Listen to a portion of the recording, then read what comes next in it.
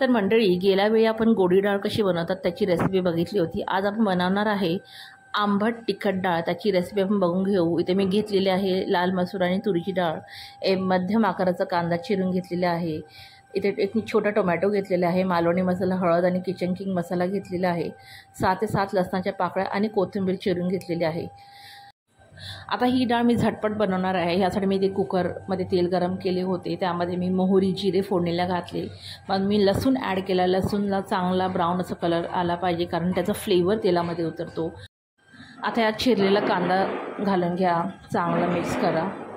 नंतरला tomato घाला।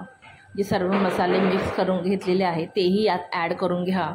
असं चांगलं एकत्र करून तेल सुटेपर्यंत त्याला चांगलं फ्राय करा। मग ही जी धुतलेली डाळ आहे ती आणि कोथिंबीर मिक्स करून पाणी घालून त्यामध्ये चवीपुरतं मीठ घाला आणि मी एक छोटा चिंचेचा जो तुकडा आहे तो यात घालून घ्या। तुम्ही बघितलं मी केवढा घेतलेला आहे आणि चांगलं झाकण लावून 5 ते 6 शिट्या घ्या।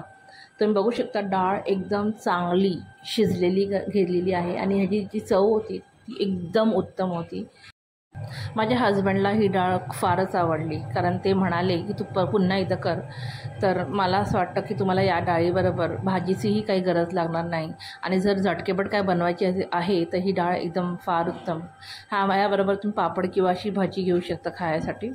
आणि तुम्हाला जर ही माझी रेसिपी आवडली असेल तर नक्की शेअर, लाईक, कॉमेंट करा आणि माझ्या चॅनलला सबस्क्राईब करायला विसरू नका।